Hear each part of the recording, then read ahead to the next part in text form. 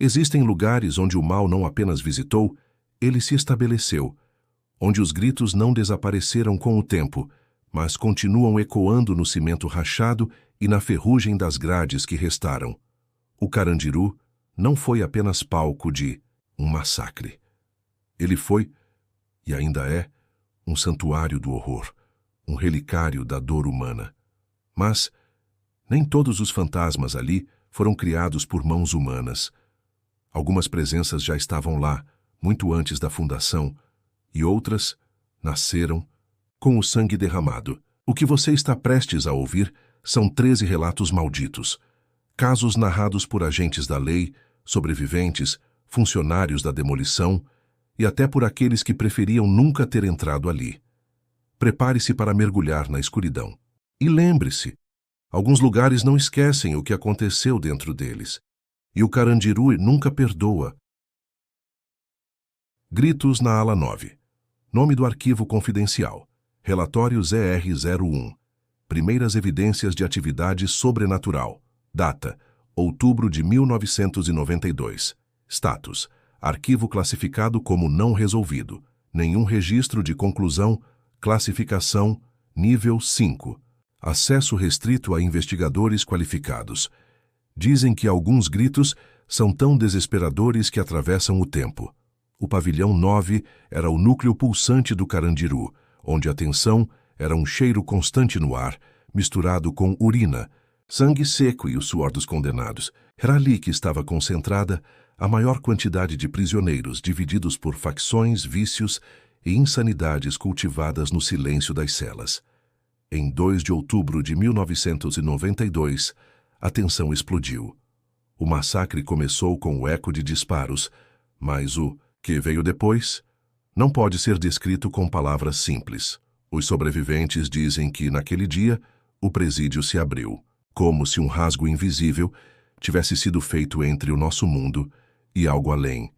E a ala 9 virou um altar de sacrifícios involuntário, onde cada morte alimentava algo que acordava no subterrâneo da prisão. Anos depois da demolição, trabalhadores relatavam ouvir gritos sempre às 15h40, o exato horário do primeiro tiro. Não um ou dois, mas dezenas. Gritos sobrepostos em diferentes intensidades, como se vários homens estivessem revivendo seu último segundo, em um looping eterno de agonia. Um dos vigias noturnos, já idoso, com décadas de experiência, largou o serviço após uma madrugada específica. Naquela noite, ele ouviu passos correndo pelos escombros do que restou da ala. Mas não havia ninguém autorizado lá. Ao seguir os sons, viu uma porta de aço batendo violentamente contra a parede. E ouviu um grito que fez sua bexiga se esvaziar ali mesmo. "Eles estão enterrados em mim!" O grito saiu de dentro da parede. A sombra do homem sem rosto. Nome do arquivo confidencial. Caso no 231A. Agente José Maurício do Carmo. Ano 2003. Status: inativo, insano. Recluso em ala psiquiátrica do Hospital Militar. Classificação: nível 5, sigilo absoluto. Não. Era um homem. Não era uma sombra. Era o vácuo onde a identidade foi assassinada. E ele sabia o meu nome, sem que eu dissesse uma palavra. O ex-agente José Maurício do Carmo entrou no sistema penitenciário em 1989, transferido de Sorocaba, por sua reputação de manter ordem em cadeias hostis. Sobreviveu ao massacre de 1992, servindo na parte externa do presídio.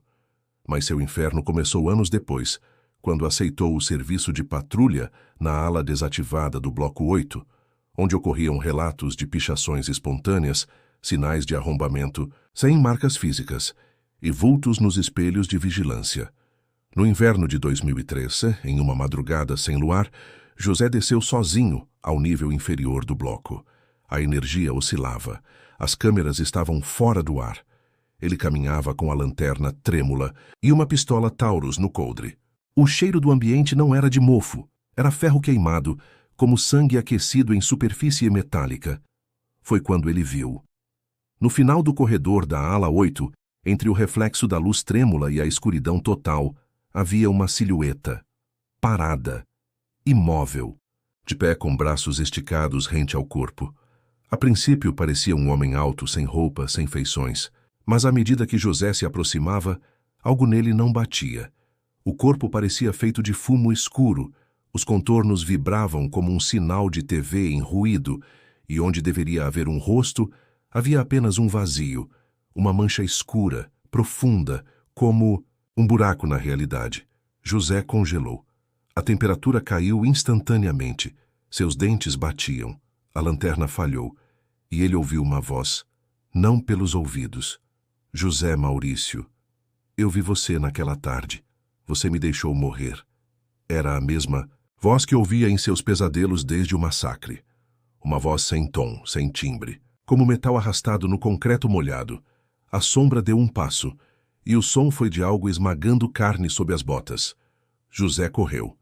Dias depois, ao ser resgatado, nu, desidratado, escondido dentro de uma cela trancada por dentro, tremendo e em estado de choque, ele repetia. Aquele homem, ele não foi enterrado, ele ficou, e ele quer os nomes dos que esqueceram os corpos. José Maurício foi o mesmo agente que respondeu à ocorrência do primeiro grito vindo da ala 9, 11 anos antes. Seu retorno ao local marcou o despertar da sombra. O que antes apenas sussurrava, agora caminhava. E reconhecia aqueles que haviam o ignorado. O preso que conversava com os mortos. Nome do arquivo confidencial. Caso no 298-C. João Cascão Teixeira dos Anjos. Ano 1995. Status: morto. Suicídio por perfuração múltipla com objeto artesanal.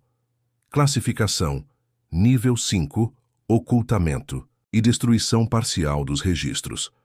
No ano de 1995, 3 anos após o massacre, um prisioneiro foi transferido da penitenciária de Presidente Bernardes para o Carandiru. Chamavam-no de Cascão, por nunca tomar banho, sempre coberto de sujeira e urina, andando descalço mesmo em ambientes imundos. Tinha olhar fixo, inquieto, com os olhos esbugalhados como se visse algo ao redor o tempo todo. Ele foi alocado na cela 13 do bloco 4, onde ficou isolado após relatar vozes nos encanamentos e pessoas sem carne andando no teto. A princípio, achavam que era mais um delírio de um preso perturbado, mas o que realmente assustava os carcereiros era o que ele sabia. Cascão começou a citar nomes de mortos do massacre, suas falas finais e detalhes íntimos que nunca foram divulgados pela imprensa nem poderiam ter sido ouvidos por ele, pois estava em outra penitenciária durante os eventos de 1992. O rato morreu sufocado no banheiro, com uma barra de ferro atravessando a garganta. A mãe dele ainda sonha com isso, sabia? O Pezão chorou antes de morrer, mas não era medo. Ele viu o que estava vindo do ralo e riu. Riu até morrer. Essas frases foram documentadas. A verificação revelou que os detalhes batiam com relatos internos não publicados dos corpos, encontrados em posições inusitadas. Mas a noite mais assustadora foi em 18 de março de 1995, quando o agente Roberval Almeida, então recém-admitido no presídio, foi designado a verificar barulhos na cela 13. Ele encontrou João Cascão, sentado no chão da cela, rodeado por círculos de sangue seco, com um rato morto nos dentes, mastigando devagar. Eles me contam o que tem lá embaixo. Roberval, os túneis não acabaram. Tem ossos que nunca subiram. Tem alma que nunca desceu. E eles disseram que o próximo sou eu. Ele levantou o braço e mostrou algo escrito com cortes na própria pele. Abaixo da cela 3, onde o soro pinga. 2 dias depois, Cascão foi encontrado morto, com 23 perfurações profundas no abdômen e braços, feitas com um pedaço de espelho lascado, um objeto que nunca foi encontrado após a perícia. Os cortes formavam um padrão, um círculo com dentes, ou garras. A cela 13 do bloco 4 é adjacente à ala 8, onde José Maurício viu o homem sem rosto. Após a morte de Cascão, o vulto passou a ser visto também ali, por outros agentes, sempre no reflexo dos espelhos de vigilância. Documentos destruídos. 3 laudos psicológicos de João Cascão foram apagados dos arquivos da instituição. O próprio agente Roberval desapareceu em 2002, após afirmar que escutava os mesmos nomes à noite em casa, no encanamento do banheiro. O túnel dos olhos abertos. Nome do arquivo confidencial. Relatório 666 RJ-DA. Equipe de demolição da Delta Engenharia. Ano 2005. Status: interdição dos arquivos. 2 mortos. 3 desaparecidos. Classificação: nível 6. Intervenção. Militar e silenciamento imediato. A demolição do complexo do Carandiru foi um projeto lento e cuidadosamente supervisionado, não apenas pela memória do massacre de 1992, mas por ordens superiores não oficiais, que proibiam escavações abaixo de determinados blocos, especialmente o Bloco 7, conhecido por sua estrutura instável. Mas o que não constava nos mapas antigos era o que havia por baixo. No dia 12 de setembro de 2005, o operário Marcelo A. Vieira, manuseando uma escavadeira hidráulica, atingiu uma placa de concreto estranhamente polida, diferente do resto do chão. Ao quebrar essa estrutura, revelou-se uma abertura em espiral, com degraus gastos cobertos por uma fina camada de pelos humanos e pequenos dentes amarelados. A entrada não constava em planta alguma. 5 homens desceram. Marcelo, os operários. Gustavo Teles, Murilo Braga, Ronaldo Lima e o engenheiro de solo Aderbal Costa. A primeira coisa que notaram foi o silêncio. Um silêncio absoluto, como se o som do mundo acima tivesse sido arrancado. As paredes eram vivas. Pulsavam com umidade quente, cobertas por inscrições feitas com arranhões, como se unhas humanas tivessem cavado as frases ao longo de décadas. Frases em latim, hebraico, tupi-guarani e línguas não identificadas. Videmus. Non dormimus. Vemos. Não dormimos. A escuridão era tão espessa que engolia a luz das lanternas. A cada passo havia ossos, mas não enterrados, dispostos como oferendas, empilhados com dentes voltados para cima e olhos ainda abertos. Sim, olhos preservados, com córneas que reagiam à luz, como se ainda vissem. Aderbal, o engenheiro, começou a tremer. Disse que ouvia respirações entre as paredes. Quis subir de volta, mas a escada havia desaparecido, não como se tivesse caído, mas como se nunca tivesse existido. Marcelo relatou que Gustavo parou de falar. Ficou imóvel encarando a escuridão do túnel, como se alguém o estivesse hipnotizando. De repente gritou: "Ele me vê pelos olhos dos outros. Eu não quero ver, eu não quero ver", e cravou a chave de fenda em seus próprios olhos. Foi o início da loucura. Ronaldo correu para o fim do túnel, onde jurava ter visto uma porta feita de carne. Ao tocá-la, gritou como se estivesse ardendo por dentro. E caiu morto com a pele escurecida por queimaduras sem fogo. Somente Marcelo voltou. Enlouquecido, sujo de sangue e tremendo, dizia repetidamente: "Eles olham. Eles nunca fecharam os olhos." Os que morreram na rebelião foram alimentados a algo lá embaixo. O massacre não foi por ordem, foi um tributo. Os corpos de Gustavo, Ronaldo e Aderbal nunca foram recuperados. Os túneis foram lacrados com concreto à força, sob ordens diretas de agentes federais não identificados. Toda a equipe de demolição foi recolocada em sigilo, e Marcelo desapareceu dias depois, do hospital psiquiátrico onde estava internado.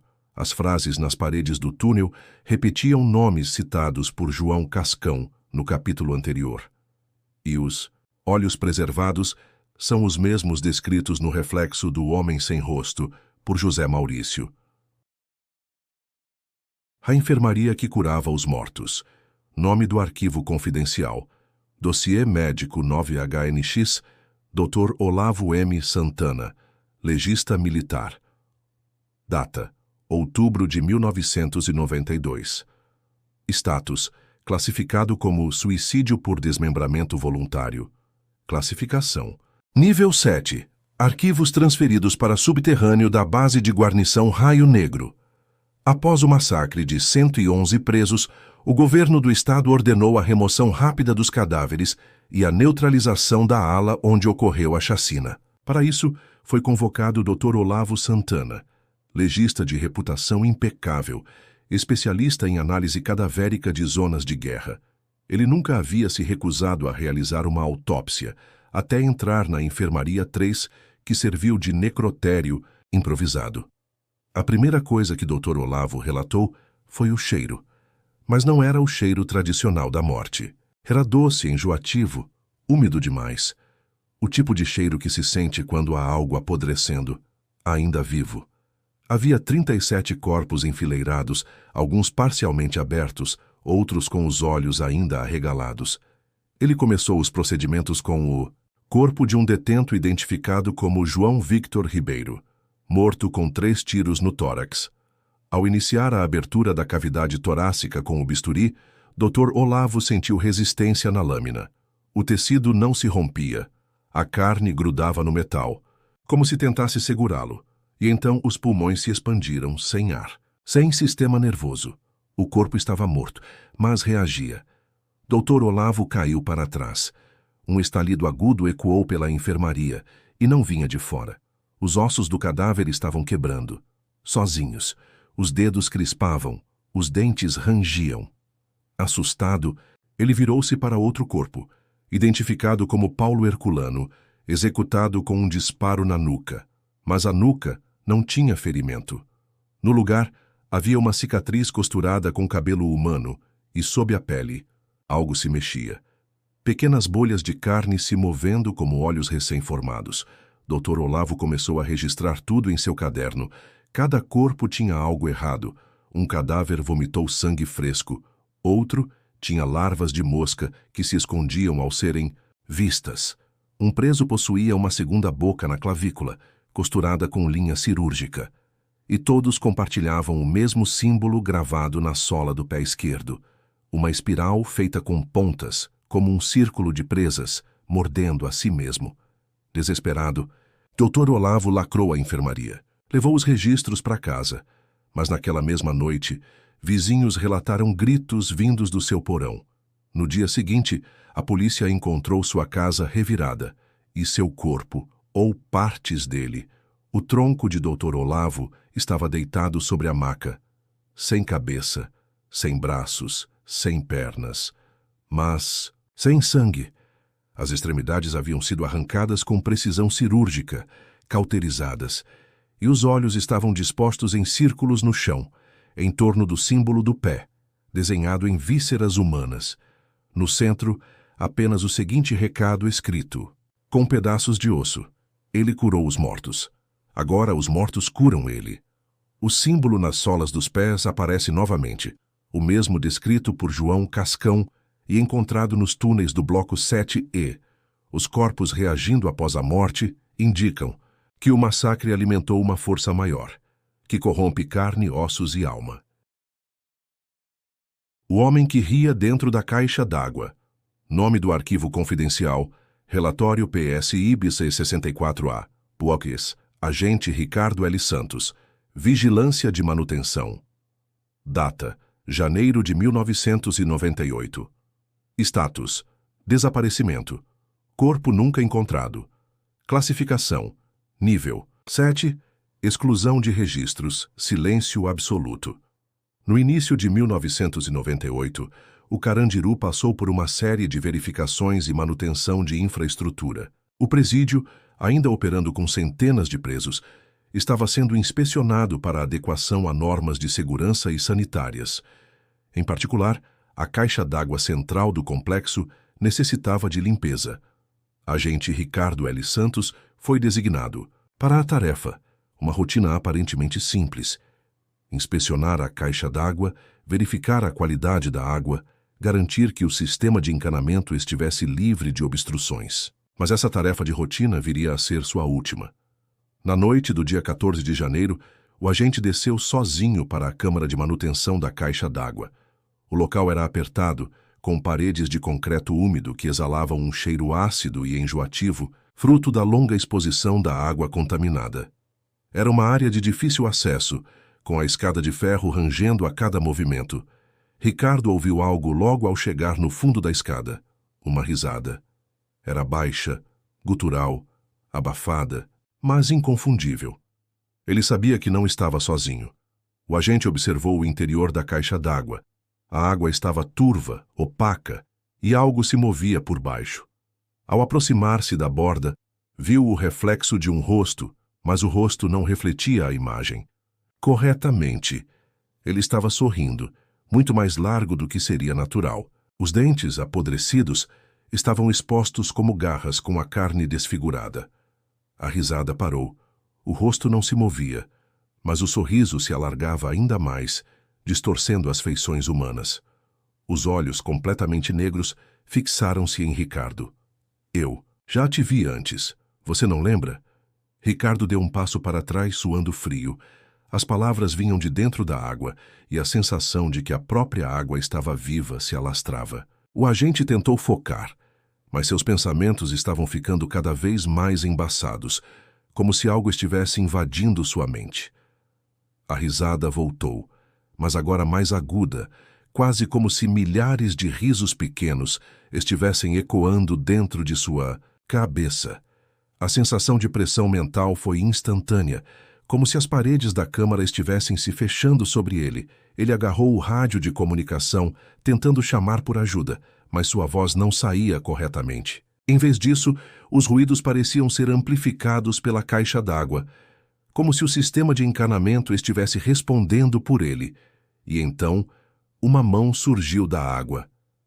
A mão, mutilada, sem pele, com ossos expostos, se arrastou até a borda, puxando para fora algo sem forma. Um corpo que não deveria existir, tortuoso, com ossos quebrados que pareciam se reformar a cada movimento, como uma criatura que nunca soubera o que era morrer.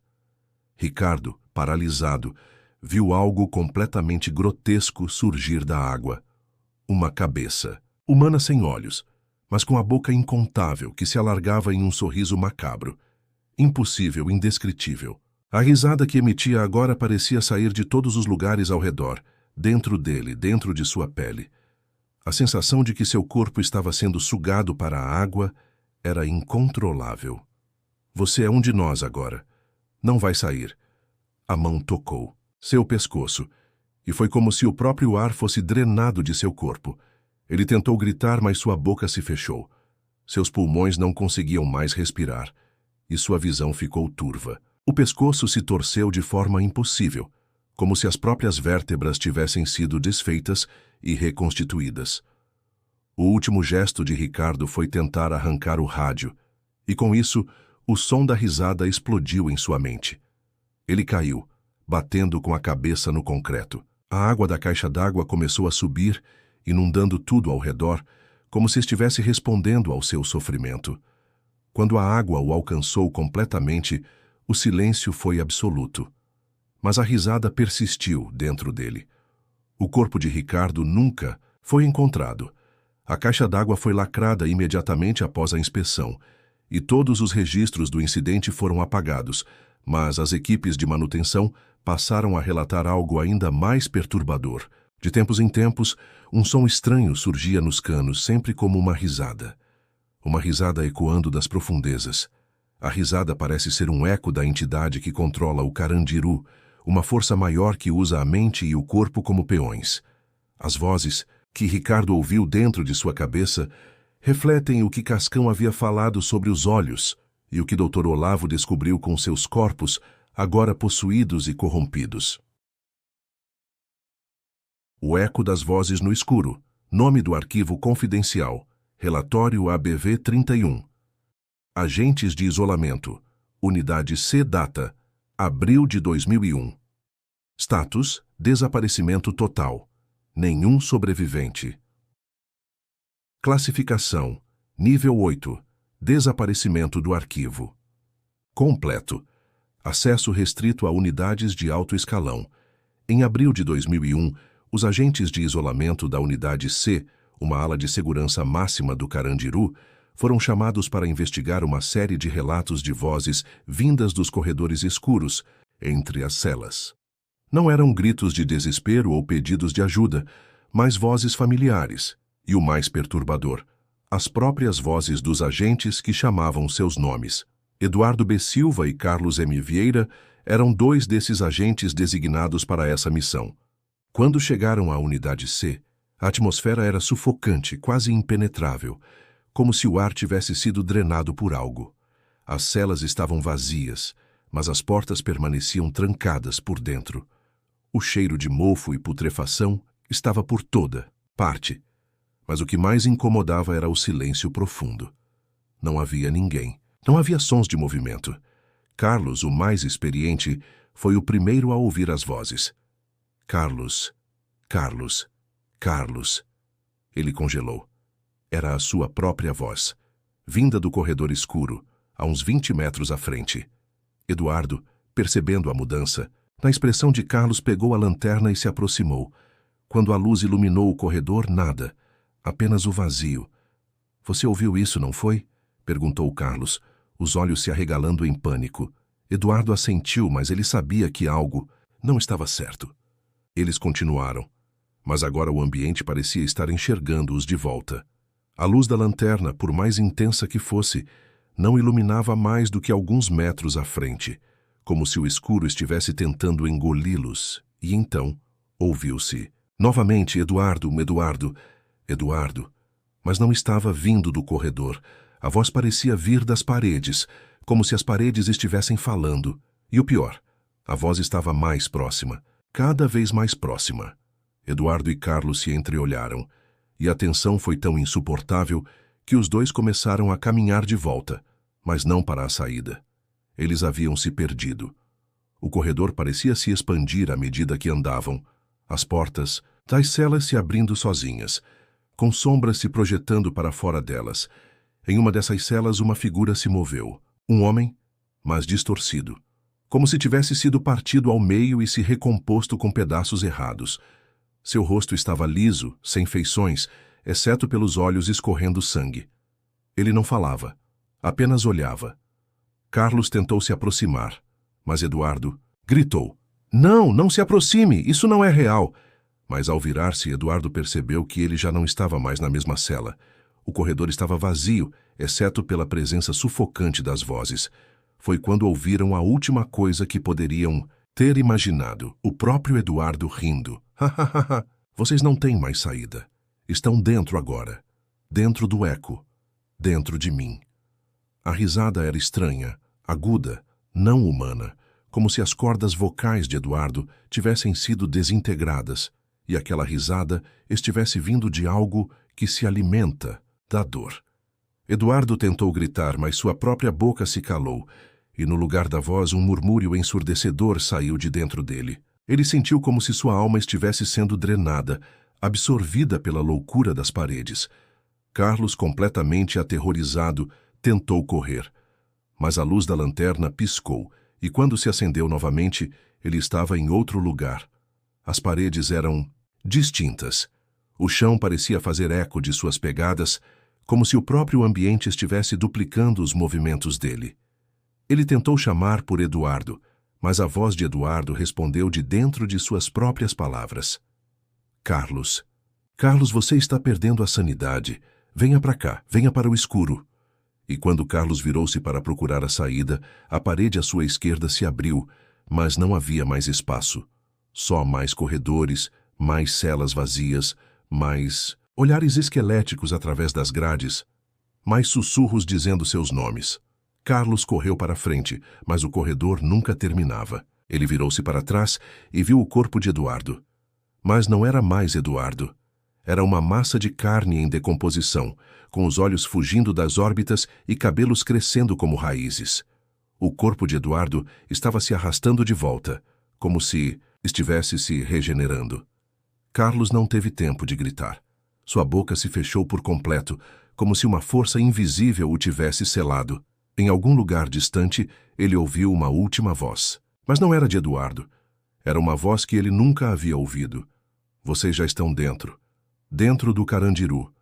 As vozes que ecoam nas paredes e se materializam nas mentes dos agentes são um reflexo da entidade que possui o presídio. O que Eduardo e Carlos ouviram não eram apenas ecos de suas próprias almas, mas de algo sufocante, algo que já os tinha tomado.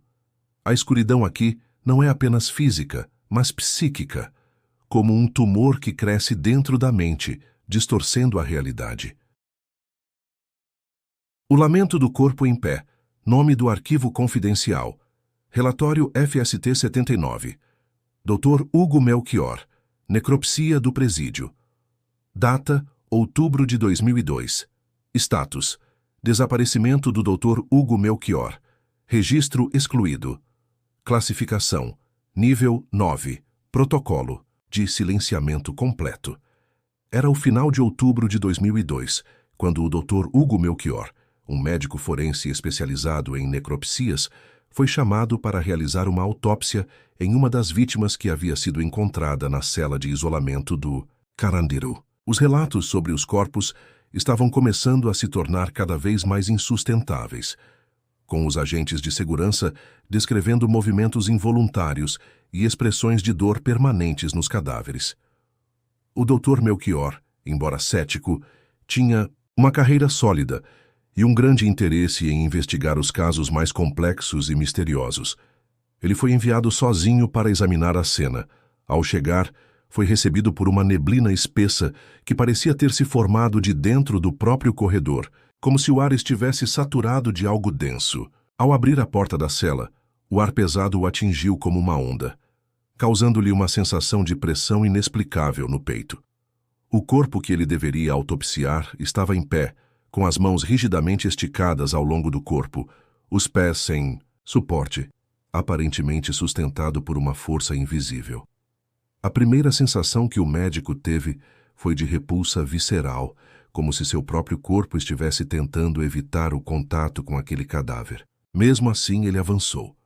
O corpo de um homem aparentemente na faixa dos 40 anos estava lá, em uma postura absolutamente perfeita, como se fosse um boneco de cera. Mas algo estava terrivelmente errado. O cadáver tinha olhos abertos, mas estava completamente vazio, sem expressão, como se os olhos tivessem sido deixados ali sem alma, como dois buracos negros. A pele estava estranhamente intacta, sem sinais de decomposição visíveis, mas um brilho não natural a envolvia, como se a carne estivesse em constante transição entre a vida e a morte. Dr. Melchior observou de perto e sentiu um calafrio subir pela espinha. Os dentes do cadáver estavam expostos, sem razão aparente, e a boca parecia forçada para um sorriso torturante, como se alguém tivesse manipulado o corpo de dentro para fora. Com os instrumentos preparados, o médico começou a fazer uma incisão no peito. Mas quando a lâmina tocou a pele, um som surdo e reverberante ecoou pela sala, como se o próprio corpo estivesse vibrando de dor. Ele hesitou, mas continuou. Quando a lâmina cortou a carne, algo impossível aconteceu. A carne do cadáver se contraiu, o corpo se encolheu, como se o corpo humano tentasse se afastar da lâmina, uma reação involuntária que não deveria acontecer em um cadáver. As mãos do médico começaram a tremer. Ele tentou ignorar, forçando-se a cortar, mas então o corpo começou a se erguer sozinho, como se os músculos voltassem à vida, os ossos rangendo com o movimento. "Você não pode fazer isso", disse, uma voz baixa e gelada, que parecia sair de dentro da própria carne. A voz era clara, mas distante, como um sussurro vindo de dentro de sua própria mente. O médico parou e olhou ao redor, mas não havia mais ninguém. O corpo do homem se ergueu abruptamente, suas articulações estalando com o movimento, mas não foi a postura de alguém que se levanta por vontade própria. Era como se o cadáver estivesse sendo controlado por uma força externa, distorcendo-se para alcançar o médico. Dr. Melchior, completamente aterrorizado, recuou para a parede, mas a criatura já estava sobre ele. Ela olhou-o fixamente, e a boca que antes estava aberta em um sorriso torturante, agora se fechou, revelando dentes perdidos, podres e em desordem. A criatura parecia sentir a dor de sua própria existência, e o som do que parecia ser um lamento rasgou o ar ao redor. "Você não pode me libertar. Não pode salvar ninguém aqui." O médico tentou fugir, mas seu corpo já não respondia. Seus músculos estavam paralisados, como se a presença do corpo tivesse sugado a energia vital de seu próprio ser. Ele tentou gritar, mas a única coisa que saiu de sua boca foi um suspiro abafado, como se a própria voz tivesse sido drenada da sua garganta. O corpo do homem começou a se dobrar de maneira grotesca, como uma escultura deformada. O pescoço esticou, as vértebras se quebrando e se rearrumando de forma absurda. O corpo cresceu, se distorcendo ainda mais. Os ossos começaram a emergir da carne, como se uma força horrível estivesse tentando rasgar o corpo de dentro para fora. A dor do homem parecia ser transmitida para o médico, e ele sentia fisicamente. O corpo do médico estava agora sendo mutilado mentalmente. E então, uma voz familiar chamou sua atenção. Mas essa voz não era a dele. Era a voz de sua própria mãe. Hugo, não se aproxime. Não toque mais. Eles vão te tomar também. Antes que pudesse processar essa realidade distorcida, o corpo se moveu rápido demais, e a carne se fechou ao redor dele, consumindo sua alma de uma vez, deixando apenas um eco de dor e agonia no ar. Quando os agentes encontraram o Dr. Melchior, ele estava em pé, olhando fixamente para o vazio com um sorriso macabro e paralisado no rosto. Seu corpo estava completamente congelado, com os olhos arregalados, perdidos, sem nenhum vestígio de sanidade. O sorriso deformado permanecia intacto, mesmo após sua morte. A necropsia não foi realizada. E a cela foi lacrada para sempre. A transição entre a vida e a morte está se tornando cada vez mais imprecisa dentro do Carandiru. Os corpos não são mais simplesmente vítimas. Eles se tornam parte da própria entidade que habita as paredes, absorvendo a dor de cada um, distorcendo-os. O que começou como um simples caso de autópsia acabou sendo a porta para o horror sem fim do presídio. A mente humana não pode suportar o que esses corpos transmitem. O feitiço do corpo inanimado. Nome do arquivo confidencial. Relatório BRV 59. Investigação de rituais. Unidades internas. Data: novembro de 2002. Status: desaparecimento do agente Rodrigo Alves. Caso não resolvido. Classificação: nível 10. Encerramento completo do caso. Acesso proibido. Após a morte macabra do Dr. Hugo Melchior, o Carandiru se tornava cada vez mais imerso em uma névoa de mistério, com os relatos de fenômenos inexplicáveis se multiplicando entre os agentes e os poucos prisioneiros que ainda se atreviam a viver nas suas profundezas. A ideia de que o presídio estava sendo manipulado por forças além da compreensão humana se tornava mais evidente.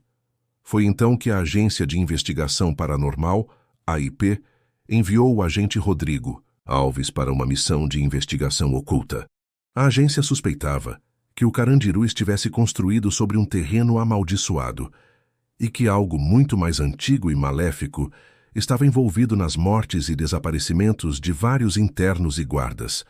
Rodrigo Alves era um dos agentes mais experientes da AIP, especializado em fenômenos paranormais e rituais arcanos. Ele estava determinado a entrar nas profundezas do Carandiru e descobrir a verdade que todos tentavam esconder. Ao chegar, a atmosfera era sufocante. O ar parecia denso e impregnado de uma energia pesada, algo inexplicável, como se a própria estrutura do lugar estivesse respirando de forma desconcertante. A descoberta do altar escondido Rodrigo encontrou um antigo corredor secreto, escondido, por trás de uma parede de concreto, que parecia ter sido reconstruída recentemente, mas estranhamente desgastada pelo tempo. A parede estava marcada com símbolos incisos profundamente, como se alguém tivesse tentado esculpir um feitiço nas pedras. Quando entrou no corredor, a sensação de estar sendo observado tomou conta dele. Mas ele não retrocedeu. No fundo do corredor, uma sala secreta foi revelada, onde algo horrível foi encontrado: um altar profano. Era um altar feito de ossos humanos, dispostos de maneira caótica, com velas negras ainda acesas, queimando uma cera sanguinolenta e símbolos arcanos, cobertos por manchas de sangue. O cheiro de carne podre e enxofre estava insuportável, e ao redor, estranhos instrumentos ritualísticos, facas, correntes e penas negras estavam espalhados. Rodrigo, com o coração acelerado, tentou tocar o altar, mas no momento em que sua mão tocou a superfície, Uma onda de energia o percorreu.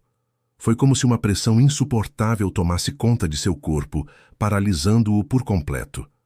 Foi então que ele ouviu a voz baixa, suave, mas perversa, como se estivesse dentro de sua própria mente. Você é meu agora, Rodrigo. Rodrigo tentou se afastar, mas não conseguia mover seu corpo. Seus olhos estavam fixos em um objeto que estava no centro do altar. Um pequeno talismã negro, coberto com cabelos humanos, e no centro, uma pedra bruta que pulsava com uma luz verde sobrenatural. A voz continuava, se tornando mais profunda, mais dominante, penetrando sua mente. Todos os corpos que morreram aqui, todos os que sangraram, são parte de mim agora. Rodrigo, com dificuldade, finalmente conseguiu arrancar a mão do altar, mas o que ele não sabia era que, ao tocar aquele talismã, ele havia selado seu destino. Seu corpo começou a reagir de maneira estranha, como se ele estivesse sendo possuído. Ele sentiu uma força invisível tomando conta de sua mente, distorcendo a percepção do que era real e o que não era. A possessão, à medida que Rodrigo tentava fugir da sala, o ambiente ao redor começou a se desintegrar. As paredes do presídio desmoronaram em pedaços, e os corpos de prisioneiros mortos começaram a levitar no ar, suas bocas se abrindo em gritos sem som, enquanto suas mãos esticadas pareciam tentar puxar Rodrigo de volta para as profundezas do inferno que os mantinha aprisionados. Rodrigo, agora completamente tomado pela energia maligna do talismã, começou a ver visões distorcidas de suas próprias memórias. Ele viu seu corpo rasgando-se por dentro, suas veias se expandindo e contraindo, seus ossos se quebrando e se regenerando de maneira grotesca, como se sua própria física estivesse sendo desconstruída por uma força invisível. A dor era insuportável. E então a voz o chamou novamente. Você se tornou parte de mim. Rodrigo tentou gritar, mas sua boca estava selada, e suas palavras saíam sem som. Ele se viu em um vazio absoluto, um espaço sem fim, onde os corpos dos mortos eram fragmentos de almas presas. As paredes ao seu redor se fecharam, enquanto ele começava a desaparecer, fundindo-se ao altar. A última visão de Rodrigo foi um olhar vazio, vindo de um corpo em pé. O mesmo corpo que ele havia encontrado no início, agora distorcido, com a pele se rasgando e o rosto transformado em um sorriso macabro. E tudo o que restou foi o som de gargalhadas, como se o próprio presídio estivesse rindo de sua dor. Desaparecimento de Rodrigo. Quando as equipes de resgate chegaram, Rodrigo já havia desaparecido. A única coisa que restava dele era o relatório incompleto e o talismã, agora em poder das autoridades, mas com nenhum sinal de vida. O Carandiru, mais uma vez, engoliu um homem. O ritual que Rodrigo descobriu é apenas uma parte do grande feitiço que mantém a entidade viva dentro do presídio. A construção do Carandiru não foi apenas para ser um presídio, mas um local de sacrifícios, onde as almas são retidas, as energias são canalizadas e os mortos continuam a existir, deformados e manipulados pela escuridão que habita suas paredes. Cada prisioneiro, cada agente, torna-se um instrumento desse ritual. O último suspiro do inferno. Nome do arquivo confidencial. Relatório ZR-34. Prisão dimensional. Investigação final. Data: dezembro de 2002. Status: desaparecimento da equipe de resgate. Caso arquivado e classificado como não resolvido. Classificação: nível 10. Acesso permanentemente bloqueado. O Carandiru, antes um local de confinamento físico, agora estava transformado. A atmosfera era densa, carregada com uma energia que deformava a realidade em torno de quem entrava. Os mortos não estavam simplesmente ausentes, mas vivos de alguma forma, presos dentro do espaço-tempo do próprio presídio, seus ecos e sussurros, atravessando as paredes e invadindo a mente dos vivos. Quando a equipa de resgate chegou ao Carandiru, em dezembro de 2002, eles foram recebidos por um silêncio mortal. Nenhum som, nenhum movimento. Apenas a sensação de que, de alguma forma, estavam sendo observados por algo não humano, uma presença gigantesca e invisível, presa nas sombras que preenchiam o ar. O líder da operação, Capitão Rafael Silva, um homem duro, conhecido por sua resistência em face do terror, sentiu que algo estava errado assim que entrou no pátio principal. O espaço era vasto, mas parecia se distorcer, como se as paredes estivessem se contraindo, fechando lentamente os membros da equipe em uma armadilha sem fim. Cada um dos homens sentia que estava sendo engolido por algo invisível. A prisão dimensional. Presságio tomou forma quando o Capitão Silva notou que, ao olhar para o céu, as nuvens não se moviam como deveriam. O tempo parecia parado. O som do vento foi substituído por um silêncio opressor, e até as sombras das estruturas começaram a desformar-se, tornando-se figuras distorcidas que se alongavam para dentro das paredes. Era como se o próprio Carandiru fosse uma fenda no espaço-tempo, um buraco negro que aprisionava não apenas corpos, mas almas. Os mortos que lá haviam morrido estavam agora se fundindo com a própria estrutura, se tornando parte do presídio, correndo as veias de suas paredes. Mas foi quando entraram na cela 56, onde o último experimento de sacrifício havia sido realizado, que o terror tomou uma forma completamente nova. Ali, o espaço era desfigurante, com a arquitetura do lugar dobrada de maneira impossível, como se o tempo e o espaço tivessem sido torcidos e quebrados. O chão parecia ondular, e as paredes, embora ainda visíveis, estavam se desintegrando como se a realidade estivesse se desvanecendo. No centro da cela, o altar onde o talismã havia sido colocado estava agora coberto por carne viva. Mas não, era carne humana, nem animal. Era a carne da própria realidade, deformada, com pulsos visíveis, como se uma força subterrânea estivesse borrando o espaço-tempo. À medida que se aproximavam, as figuras das sombras começaram a sair das paredes, contorcendo-se em formas grotescas, com olhos vazios que fixavam cada membro da equipe. A visão foi insuportável. As sombras começaram a gritar, mas nenhum som saía de suas bocas. Suas mãos se esticavam para agarrar, mas o espaço parecia distorcer-se cada vez mais, criando abismos que devoravam tudo. A destruição da mente ou Capitão Silva, com a adrenalina, correndo tentou dar ordens, mas ao olhar para seus homens ele viu algo impossível. Cada um deles estava sendo desintegrado de maneira psicológica. Seus rostos se distorciam, como se o próprio medo estivesse rasgando suas identidades. Eles não podiam mais distinguir o que era real do que estava sendo criado pela mente. Alguns começaram a gritar, não de dor física, mas de horror mental. Sentiam-se dentro de uma prisão invisível, onde suas almas estavam sendo esmagadas e retorcidas por forças que não pertenciam a este mundo.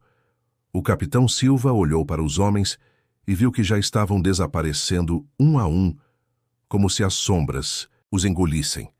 Suas mãos estendiam-se tentando resistir, mas as mãos das sombras começaram a arrancar pedaços de suas mentes, fragmentando-os em pedaços que não faziam mais sentido. A realidade estava se rompendo, e tudo o que restava era um eco de sussurros distorcidos.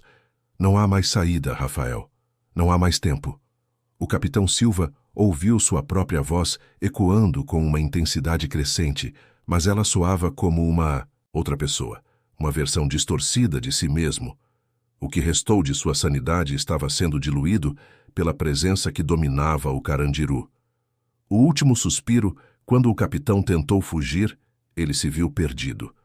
O próprio Carandiru agora era um labirinto de dimensões, onde as portas estavam fechadas para sempre, nenhuma saída possível. Ele sentiu a presença crescente atrás dele, como se estivesse sendo caçado por uma entidade cósmica, uma força que não pertencia ao mundo dos vivos.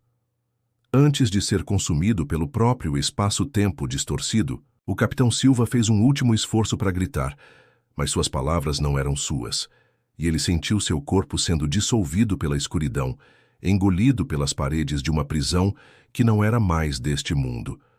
Os registros finais mostram apenas um eco de desesperos, uma gravação quebrada que falava de uma presença antiga que deformava tudo à sua volta, que fazia com que os corpos e as mentes dos prisioneiros se fundissem ao próprio Carandiru, criando uma prisão dimensional sem fim.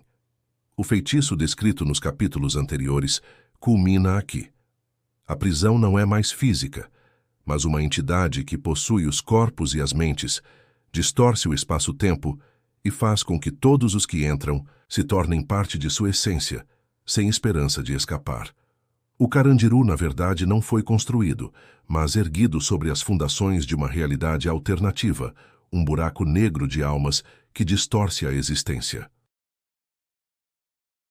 O Despertar dos Condenados. Nome do arquivo confidencial. Relatório ZR-35. Despertar dos Condenados. Extensão dos fenômenos. Data: janeiro de 2003.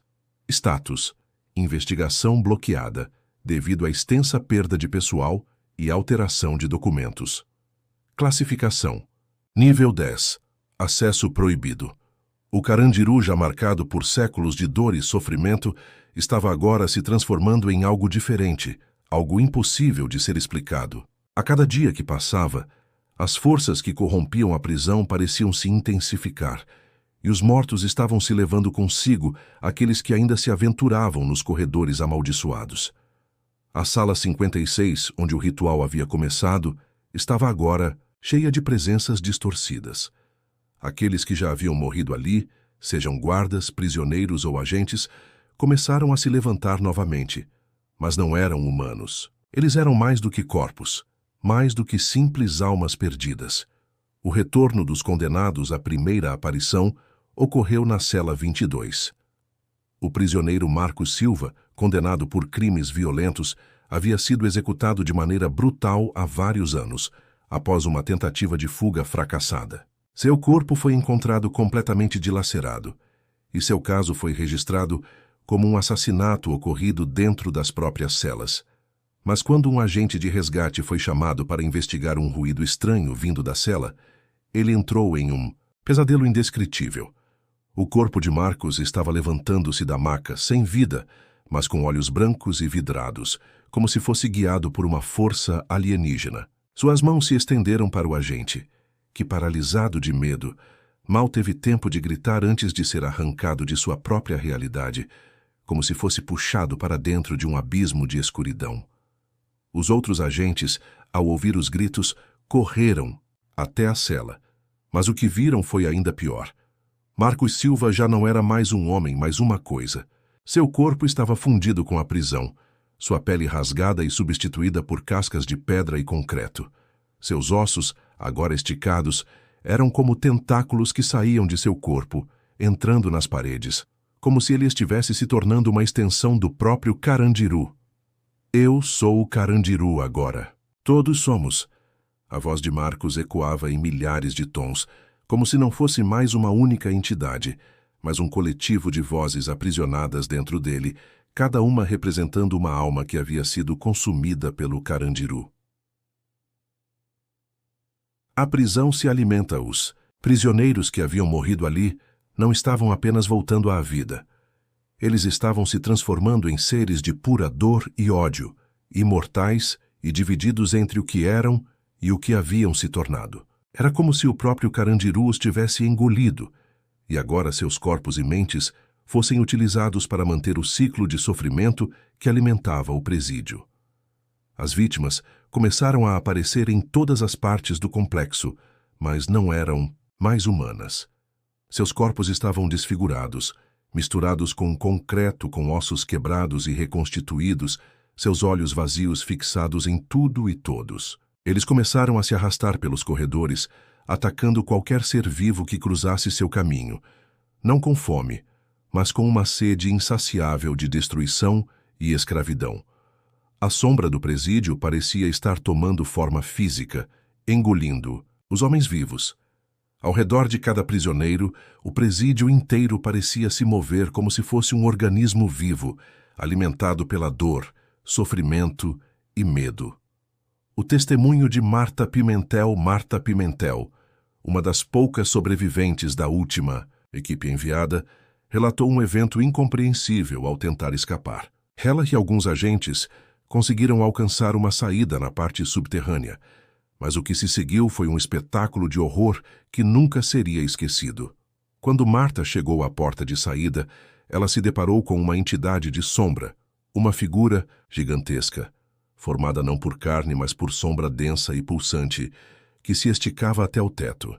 Ela descreveu como os olhos dessa sombra eram milhares de pequenos pontos brilhantes, como se cada ponto fosse uma alma perdida, uma mente torturada que havia sido aprisionada ali.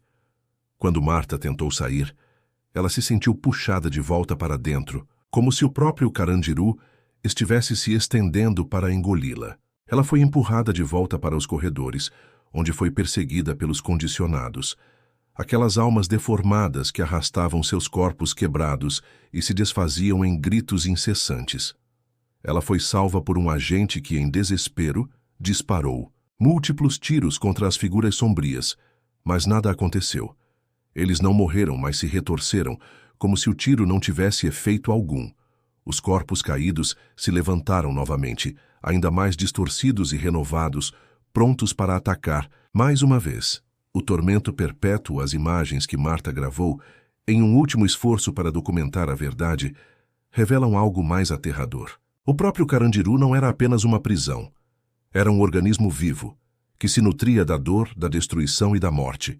Cada corpo, cada alma que morria ali, se fundia ao presídio, tornando-se parte de sua entidade.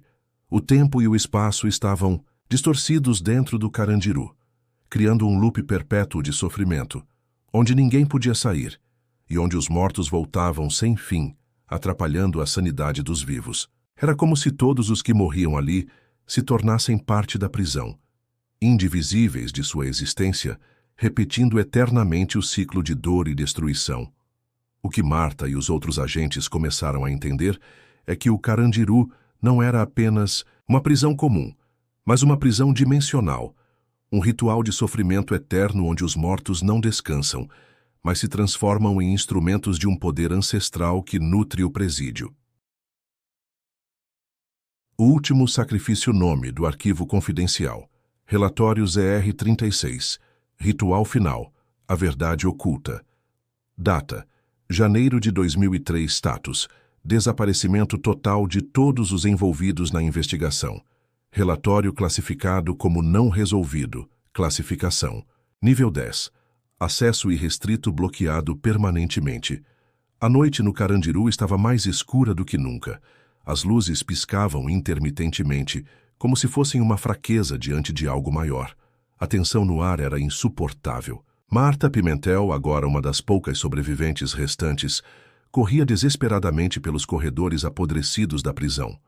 Ela sabia que os mortos a seguiam, mas não era mais uma simples perseguição. Eles não eram mais humanos. Eles eram agentes de algo maior que agora tomava conta do Carandiru.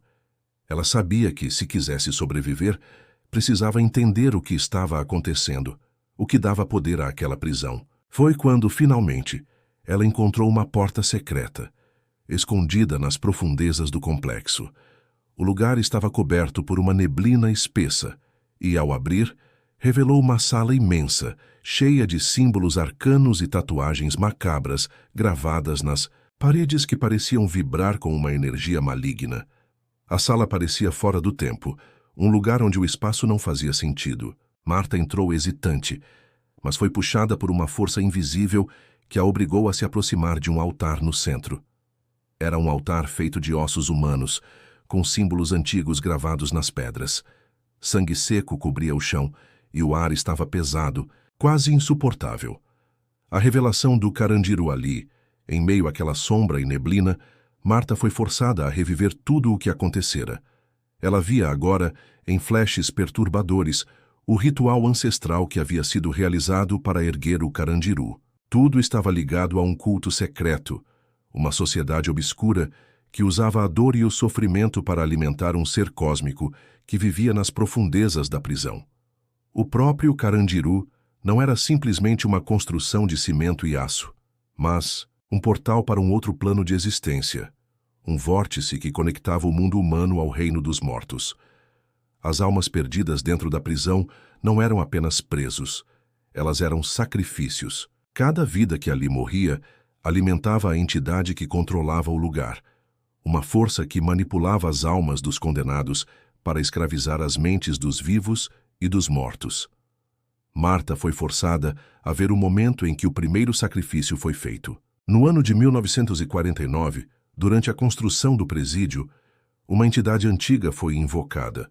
Os trabalhadores que ajudaram na construção foram oferecidos em sacrifício e seus corpos, suas almas, foram fundidos ao próprio presídio. Desde então, a prisão se alimentava da dor de todos os que ali entravam.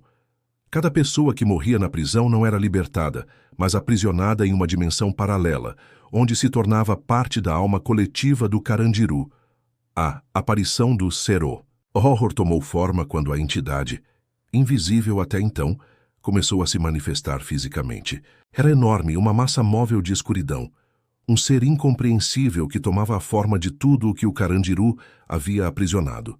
Aquela entidade cósmica alimentava-se não apenas das almas, mas da agonia, da morte, da destruição.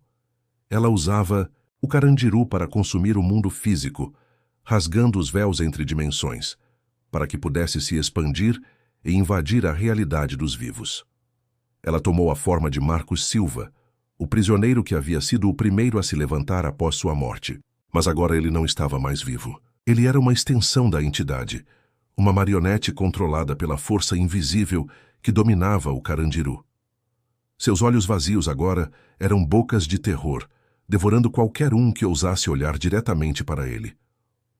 O último sacrifício Marta, em desespero, começou a entender que a única maneira de quebrar o ciclo de sofrimento e libertar as almas aprisionadas seria realizando o último sacrifício, uma troca de almas para garantir a liberação do Carandiru.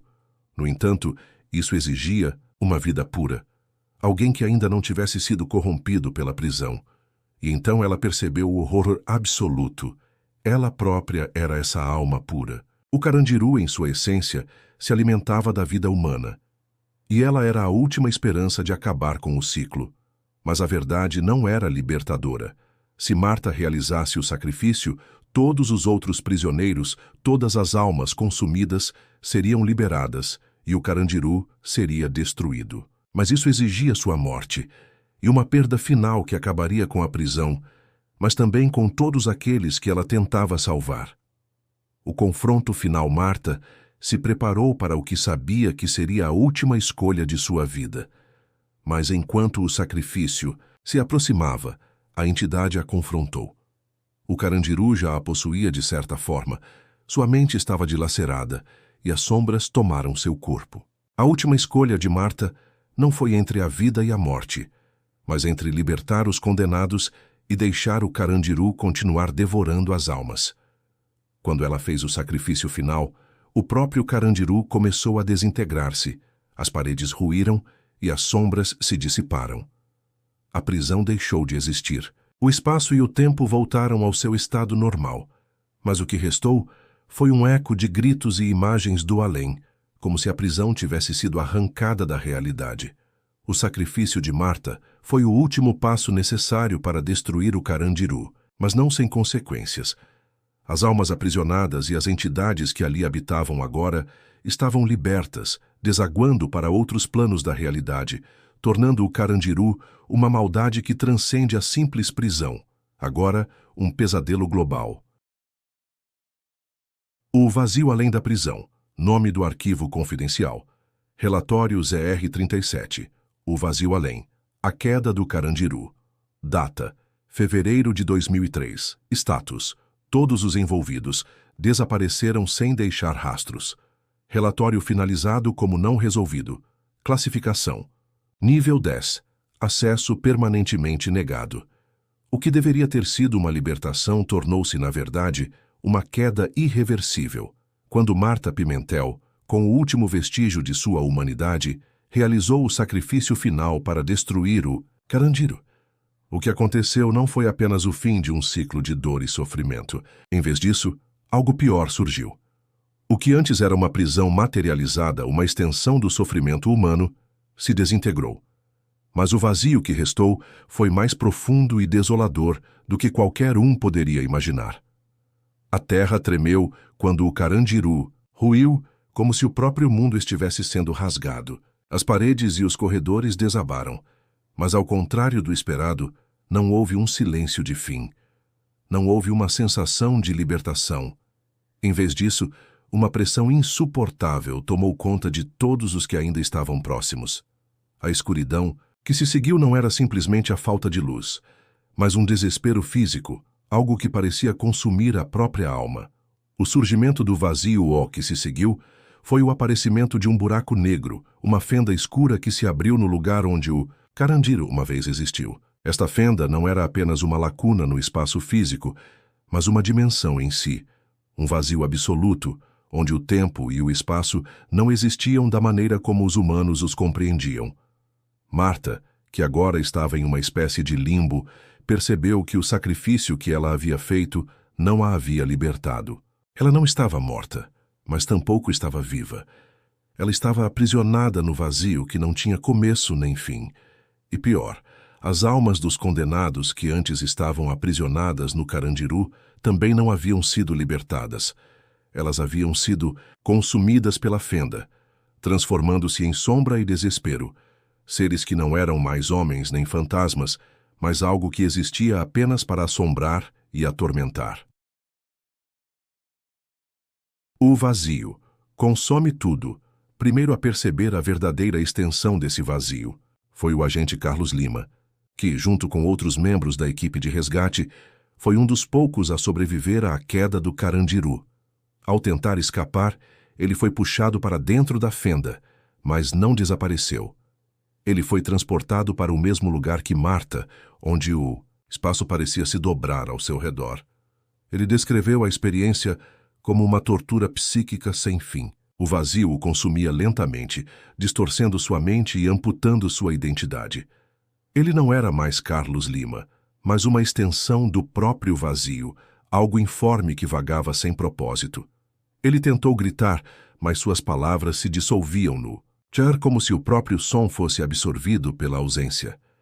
Carlos viu as almas dos mortos ao seu redor, suas formas deformadas, esticadas em ângulos impossíveis, seus corpos distorcidos, suas vozes ecoando em 1000 tonalidades diferentes. Elas estavam presas, não apenas em um local, mas dentro de uma dimensão que as transformava e as destruía. A revelação final, à medida que o vazio se aprofundava, a essência do Carandiru se revelou.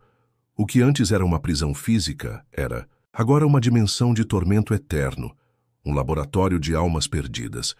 O sacrifício de Marta não havia destruído o que realmente estava por trás do Carandiru. Em vez disso, ele apenas dissolveu os limites que separavam a prisão de uma entidade cósmica ancestral, uma força que nunca deixou de existir ali. O vazio que surgira não era vazio de uma maneira simples. Ele era uma consciência, uma entidade primitiva, que se alimentava das almas aprisionadas e da dor eterna dos mortos. Aquela fenda não era um buraco no espaço-tempo. Ela era um organismo, uma criatura cósmica que se alimentava de sofrimento e existia fora das leis da realidade. O Carandiru havia sido apenas uma casca temporária para essa entidade. Marta e os outros sobreviventes estavam agora perdidos em uma realidade distorcida, onde o espaço e o tempo eram mutáveis e onde as almas dos condenados continuavam a viver, em agonia, sem qualquer esperança de libertação. A última escolha, história de Marta, Carlos e os outros agentes, se tornou uma lenda esquecida. Aqueles que procuraram as verdades sobre o Carandiru desapareceram sem deixar rastro, consumidos pelo vazio. A prisão em si foi apagada da memória coletiva, como se o próprio Estado quisesse esquecer o que aconteceu ali. Mas a verdade permanece. O Carandiru agora uma dimensão de pesadelo aguarda, destruindo e aprisionando todas as almas que ousam se aproximar. E os que buscam sua verdade agora sabem, o vazio que restou não será preenchido. O sofrimento continuará, e o Carandiru será sempre um abismo sem fim, onde todos os que caírem serão consumidos por sua energia ancestral. O Carandiru não era apenas uma prisão, era uma aberração cósmica, um portal para o vazio. Não havia mais escape. O ciclo de sofrimento nunca se encerraria, e aqueles que haviam escapado agora apenas alimentavam a criatura que o Carandiru havia se tornado. E assim, o vazio se expandiu, para além da prisão, para todos os que buscaram suas verdades, presos à sua própria agonia.